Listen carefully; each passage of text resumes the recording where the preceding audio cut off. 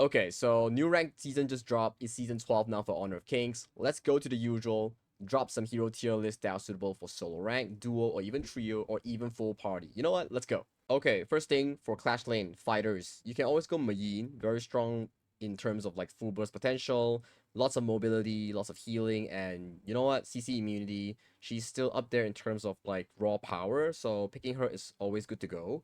Dharma as well. Multi-man knockouts, multi-man engages. You can always put a threat towards backline, so he's always like S tier plus. Byron is very good, very strong laning, and he scales exceptionally well. You have two build paths. If you're going for raw damage output, you can go for the Axe of Torment into the Frost Sky Embrace. If you're going for the pure tank build and sustain build, you can always go Pure Sky, Frost Sky Embrace into Eye of the Phoenix for maximum healing, right? Okay. So the new addition to this list will be Guan Yu. After the rework, he's easier to play. You can lane easier with the walk while basic attack setting. And then he is this multi-man engaged sort of clash lane that you can play. He goes full tank, but his value in team fights where you play duo, trio, or even full party, he's exceptional good counter against all these pesky backlines that have no mobility. So it's a very good pick if you're playing full party. And Fatih, even though after the nerfs, he's a very good 1v1 hero, and he melts tanks or carries easily when he's like 2 or 3 items. But he got nerfed recently, so he's not that good, but he's still very, very viable in this meta. And if you like pure 1v1 side lane tempo, Mia is the best pick for you. I think she outdoes every clash lane in this meta, where she just wins that 1v1 due to her frenzy loadout and the 1v1 potential of her being ranged into bullying melee. So picking her up is always good. And then if you like the side lane gameplay, go for flanks, go for the 1v1. You can also play Charlotte. Charlotte is slightly weak in the early game, but once you get past that 1 or 2 item, the Pure Sky into Frost God's Embrace, into Axe of Torment, then you become this super fast engaged, CC immune, multiple dash hero that can keep fighting on for the entirety of the fight. So still one of the heroes that you should pick up. Yang Jin is new addition towards this list. Ever since the rework, he's now stronger, beefier, and he can go between full tank in the jungle, or he can go like semi assassin build, which is the Axe of Torment, Pure Sky, into like all these like tank items, and he can still one shot a carry. So he's very good in this list. And then if you're a tank enjoyer, you can always play Bai Chi, one of the battle tanks that we have in HOK. He's how would I say it, like slower in terms of growth, but once he gets that 2 or 3 items and enemies don't have that healing reduction against you, you will find him very indestructible and very, very tanky to play. So that is about Clash Lane. So to summarize, if you like engage, play Mayin, Dharma, and Guan Yu. If you like 1v1, play Miyue, Charlotte, and also Fatih. If you like the pure tank and healing style, play Byron, Yang Jin, and also Bai Chi. Alright? Okay, next up, it's the most difficult role in the game. It will be jungle. Jungle, we still have our go-to representative, is Ogren. Always in terms of the ban slot, he is always there, but he's still strong even after multiple nerfs. One of the best early game tanks so far in terms of damage, in terms of healing, in terms of survivability. He has it all. Upcoming to this list is Agudo. Agudo so far, if you watch competitive, he's always up there because of the early game tempo, ease of jungle clearing. He's up there. And then with the recent revamp, you can go physical damage Agudo, or you can flex between tank Agudo. So if you pick in a 5-man lobby, you can always flex between you and the marksman. So it's a very valid pick, and you push towers extremely fast. So he's a very good pick right now. Dune, even after the nerfs, he's kind of not as strong as before, but as a newbie friendly jungler and as a hero that is easy to play, he's still up there, okay? So you can still pick him up. Monkey is one of the easiest jungles to play. You go full tank, you still do tons of damage, and you're so beefy. He's just one of those junglers that's just very newbie friendly, but the risk is very low, reward is damn high, man. Alright? Fade, for me, one of the junglers that can easily steal buffs, execute away objectives like Tyrant or Overlord, can just like, Jade and kill enemies. Like, we're not talking about kill steal, we're talking about kill secure. He's the king of secure in this list, so you can always pick this thing if you're like a good assassin player. You can also go like semi-tank build like Act of Torment into Blood Rage, into like different items. It works, it works. And then if you are in the department whereby you are fast hand, you have good mechanics, Jing and Luna. Once you hit that level 4 break mark, these two, monstrous to play against, so darn strong. You can just dominate the game post level 4 onwards. Jing and Luna, if you love mechanics, play them. And if you don't have mechanics, play Lam. I mean, okay, Lam needs mechanics, but compared to Luna and Jing, of course, these two is definitely harder than Lam. So if you're an assassin player that you kind of like assassins, but you don't know how to play them, this is always good to go. Pay is good if you have a very, very good macro and micro mechanics that you can dictate the game. And if you're playing with your friends, usually this is the pick that can end games within 2 minutes that decide your lead for the rest of the game, or just like win games like 12 minutes because it's so dominant in the early game. You have two spells with your human and tiger form in the level 1. You can do like invade, side lane start, mid lane start. You can do a lot of things with this pay, okay? And then Prince of Lanling, he's a very good counter against the likes of the marksman later on this like lone like Arlie, because he can just like bother and like zone them off from fights and assassinate them when they're not looking. So one thing, if you really like assassins with low value, like you don't need a lot of gold to do a lot of things, Lanling is something for you to play. Nakoruru, because of how we have Ogren, Dune, Monkey, all these heroes in this list, they are beefy in HP. Nakoruru is a prime jungle counter that Rosen like rise up in terms of the ranking because of how she deals exceptionally well against all these battle tanks. So pick her if there's a lot of tanks because she does percentage health damage anyways. Floorborne tank as well because of the rise of like Fate, Jing, Luna, all these like dash dash dash heroes. You get enough flow stacks. Your spell 2 can just perma CC lock all these high frame heroes. So play Floorborne tank if you see all these like assassins. Like very good, very easy to play. Musashi and Ukyo Tachibana is up here because of how strong they are in terms of dueling and fighting. Ukyo Tachibana, very good to pick up, very low skill effort, but the raw damage is very high, and especially this thing counters a Pei. Pei really suffers against a Ukyo Tachibana and also a Musashi, alright? That's about the list for jungle, because jungle right now, it's very even. Everything can be played, even the other assassin that's not listed on this list. Just play whatever you're confident. Okay, for mages, as much as I want to say, I feel like Daji is actually pretty up there. Let me explain, because you have high frame heroes like Luna, Jing, and also Pei, and also all these assassins, right? No one can really tank a Daji's 2-1-3 combo, so she's up there. You just need to know how to play the early game, how to assist your team, and when to use your charm, alright? So she is pretty up there because of how she counters against all these high frame heroes. And then another hero I would say that you must learn is Mai Shiranui. Strong mobility, strong setup, good poking. She does it all. The only bad thing about Mai Shiranui is she's hard to play and she has no wave clear. That's about it, okay? Next up will be Kong Ming, very strong artillery mage, and one of the mage carries that you can really play around with teleport, flash, and make all these strong reset plays to really carry your team in late game team fights. So something for you to play if you're a late game carry style mage. This Heino is actually drafted because of these big tanks, because you stack the spears, and then the spears, once they are stacked, they do more damage. So Heino is up this list, especially when there's so much tank in the meta. Lady Zen is always good because of Dune, Ogren, these picks that come in, and once they get locked by your ultimate, they can't really walk out, and they're just CC chained forever, alright? And then this one, Yu Huan, she's so darn strong in the meta right now. She can go jungle, she can go mid, she can go roam, she can go everywhere, and she can also go mid with 2 different builds. You can go semi-tank build for sustain and HP. You can go full damage build and pair it with a Dolia for that maximum potential of double ultimate and damage build. So she's like a very strong mage right now, okay? She's a very strong flex pick and mage. Suitable for those like 5-man players that just want to like lock Yuhan first and roam it and like, just flex at 3 rolls. You can even see in competitive, they just lock this every game, okay? Ganemo, Nua, 2 picks that are long range and work exceptionally well against short hand or short range marksman. So these two, very strong late game and has a very smooth scaling curve. Ganemo is strong early to late game anyways. For Nua, she has a very weak early game, but you can use your teleport spell to really help your teammates, right? So this is still very good, but you have a slow scaling curve according to what we've seen so far. If you want raw damage, just go Ganemo. If you want like a long range zoning, you can play this one, Nua, okay?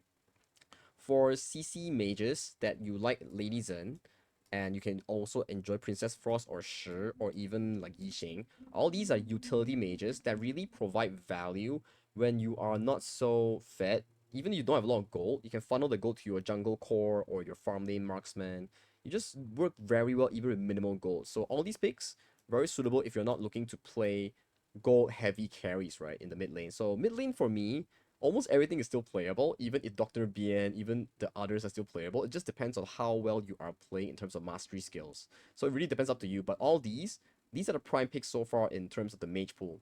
Okay, next up will be the Land of Farm Lane marksman role. So easy enough. I think Arlie and Long deserve this spot. Out of so many patches, you always see Arlie, Long getting banned, and they're so high up there.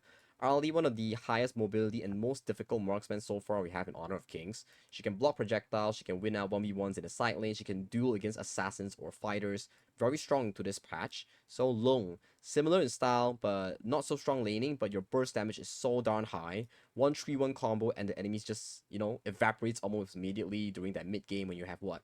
3 items like Eternity Blade, Axe of Torment, and also the Master Sword, right? That's your core 3. So this still is very strong. And you have the strongest ability in the game that can just bail you out of the ultimate. So when you're in danger, you're not CC'd, one click of the ultimate just bails you out of danger. So that's very broken, right?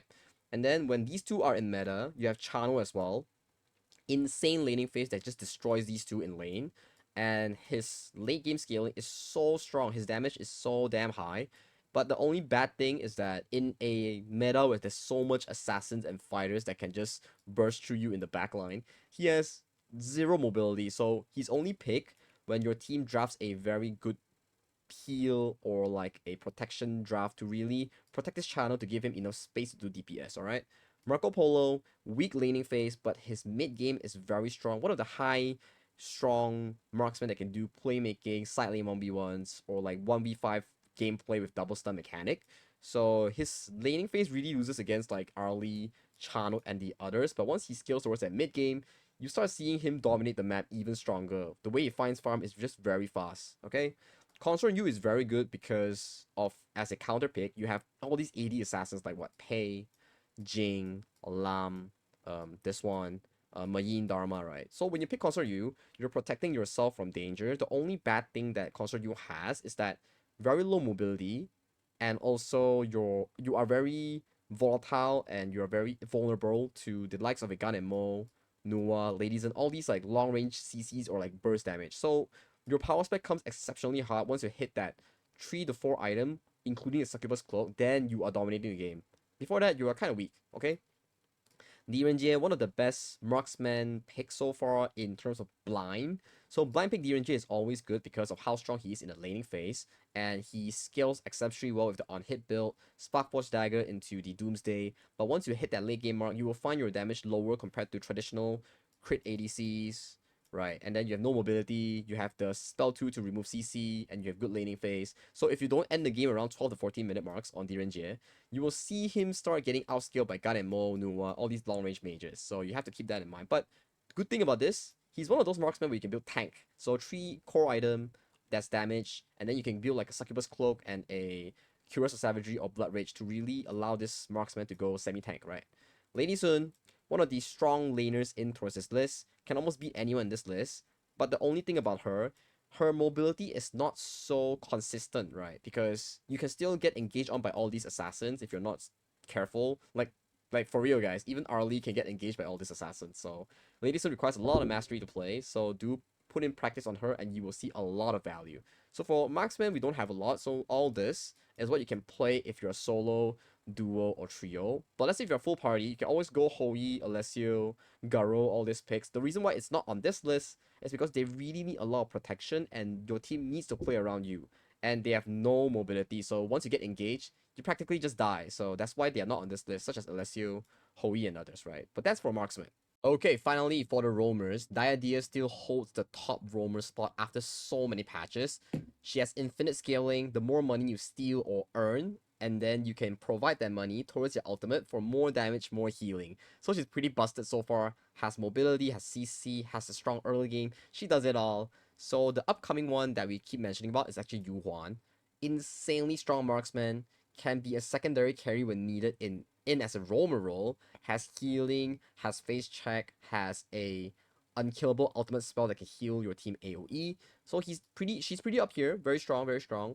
And if you're into traditional tanks, you can always play Lian Po. Very tanky, beefy dude with a lot of engage potential. Do pick it up. If you're into more laning phase, you can also play Zhang Fei. His ultimate is more of a spell where you need a lot of practice, because once you miss it, you're practically useless if you don't hit anybody. So keep that in mind. So you need a lot of practice with that ultimate. But once again, Zhangfei is one of those rare roamers that can always bring retreat or like smite to really steal away jungle camps or secure these fire beak in the bot lane, river strike in the top lane, clash lane, and then steal away jungle camps from the enemy, secure tyrant. He can do that role, you know? Okay? And then since the meta has a lot of these like high frame heroes like Jing, Luna, Fate, or even like Ogren that you need to man lock, you can play Liang. So Liang, one of the spells, you know, the ultimate can lock you down with one button. Pretty good, right? So you can definitely play him. But if let's say you are against also a team whereby you need another option, whereby Liang is banned, you can always play Dong Huang. So all you need to do as this pick is to stand near the enemy assassin and just press your ultimate. And it works as well the same. And for those players who are new, when your teammate gets ultimate by a Dong Huang, they are getting like CC locked, suppressed. Don't auto attack the enemy Dong Huang because those damage will be transferred to your teammate. They share the damage, you know. So that's for new players, okay? And then for players who like mobility and healing, you like Diadea, try Secure as well. Super high mobility, super strong laning phase, a lot of healing, but he is more of this secondary engage, whereby his engages are not that long or not that consistent, so keep that in mind. And if you like playing poke, Moses is your go-to roamer pick, because so far, I gotta tell you, Moses is pretty darn strong in this meta, especially the fact that he counters most of these soft mages with his poke in terms of laning phase, and he has a CC whereby you can CC chain all these like big tanks, pesky assassins, right? That's the thing about Moses. CC, strong laning, mobility, alright?